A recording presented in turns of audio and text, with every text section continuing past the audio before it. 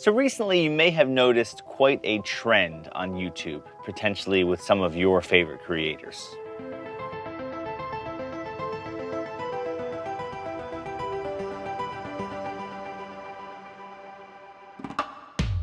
It seems that more and more people these days are saying goodbye to YouTube and they're moving on. Not necessarily to another platform, but they may just be getting kind of tired of what they're doing on YouTube. And I think the answer is actually pretty simple as to why. And it's something kind of that I go through with my life a lot as well. I thought I'd just share my perspective on why I think so many people are moving on. See, I believe that if you truly asked people if money wasn't an option, what would they do with their time? Most people, unfortunately, wouldn't say they do what they probably are doing. We get in this habit where we find a job that pays us a certain amount of money and we work that job, and even if we don't love that job, we keep that job because, well, it's a job and we have to make money, and that's important. And it is important. The problem is then we get stuck. Now, once people get stuck in this rut where they realize they just truly aren't enjoying the work that they're doing, they come to the realization that it's probably important that they start to find some sort of hobby or something that they just enjoy doing, not because of money, and do a little bit more of that. When someone starts to put more time into something that they really enjoy, like a passion or some sort of side hustle, they very quickly realize that it's possible in this day and age to turn anything into a business. It's possible to make money from anything you do regarding any hobby that you actually enjoy. More importantly, when you are super passionate about the work that you're doing, you do excellent work. And when it's a passion or a hobby, or even a small side hustle, you have nothing to lose. You're not expecting big things. So in return, you make great decisions for the business because it's simply about having fun and enjoying what you're doing. You're not worried about whether each decision is going to make you money. You're doing what you love to do, and that's the only thing that you do, is what you love in that field. Until you quickly start to realize that that side hustle is making about as much money or potentially more than your primary job. And you think to yourself, I would love to just do this and nothing but this. And you turn your side hustle into your full primary income. And that is where the issues arise. And where it gets difficult is the fact that once your side hustle is now your primary income, all your decisions usually end up now having to factor much more into the reality that, does this make me money or does it not? And will this make me more money than this? And if the answer is yes, then sometimes you're doing things that you don't necessarily like to do as much because it makes you more money. Now, I'm not necessarily saying that all the people I see quitting YouTube were making videos just for money and nothing other than money. But I do think when I see certain videos come out or certain topics come out or certain reviews that they have to do, I don't necessarily think that they were super excited or super thrilled about some of those videos. But I think they made a decent amount of money with them that it was hard to say no. And believe me, I get it. See, I was a full-time musician for 10 years.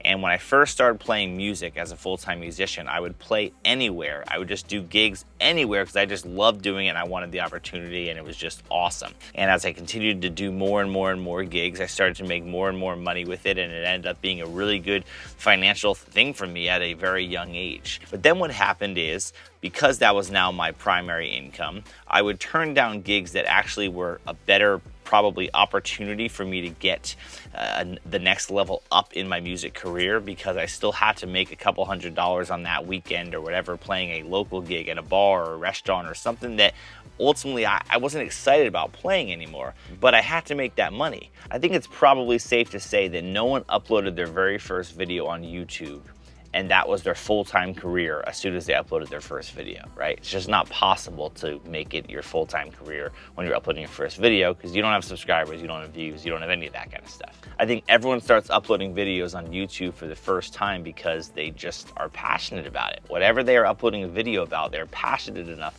to hit record, to edit a video, to upload a video, to make a thumbnail, a title. They're passionate about that thing. That's why they made a video for free to post on YouTube. That is exactly how it starts and exactly why it's so fun. But if you are a YouTuber full-time you actually are somewhat getting back into client work, especially when you start talking about brand deals and deadlines of when you have to make videos. You end up no longer really making necessarily the things you want to make.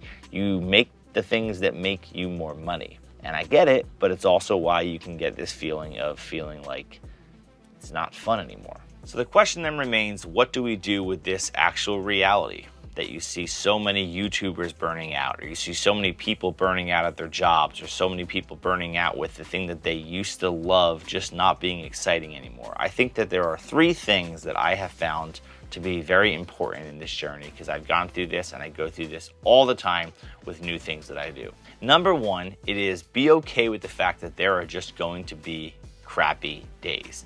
I hate the premise that people say all the time of do what you love and you'll never work a day in your life. I don't think that's true. No matter how much you love your work, there are just going to be certain days and certain tasks relating to your work that you're just not going to love. You're not going to be super excited about. That is okay.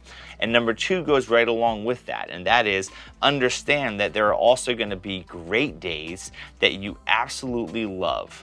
But the important thing is to realize when you are having a fantastic day or a fantastic week or month or maybe a year, really evaluate what is it that's making this day or this week or this month feel so great.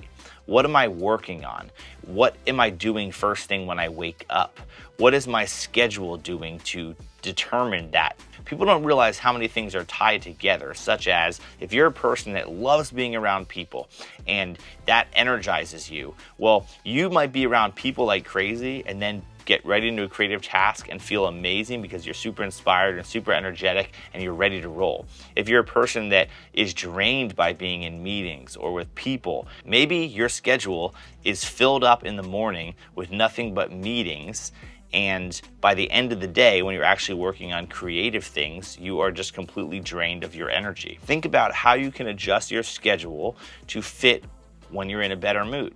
There are absolutely things in your life that give you creativity, give you energy, give you positive feelings toward what you're working on, and there are other things that completely drain you of those things. And number 3 has probably made the biggest impact to me, and that is that I build a team around what I'm doing. But what I have found in my life is that naturally there are things that I'm just gonna get tired of, and I have a couple year cycle where I'm really passionate about something and then it eventually turns into something I'm not necessarily passionate about, and I wanna move on to other things. And it's super important to build a team around the work that you do if you are someone like me who likes to move on and have different ideas and things always happening. Because what happens is if you lose your passion for something that you were once passionate about, but it was the thing that made you all your money, well, now you are kind of screwed. But let's say you build a YouTube channel that is more about a brand or an idea and you're one of the many people on the channel, well, those people can continue making content. You can continue making profit from that type of YouTube channel, and you're not forced to have to still do something even though you don't necessarily love it. I think it's just so important to realize that the reason your side hustle and your passion and all those things are so exciting right now to you if you have not yet started them is because there's this dream in your head of how much better it would be if you did this than what you're currently doing.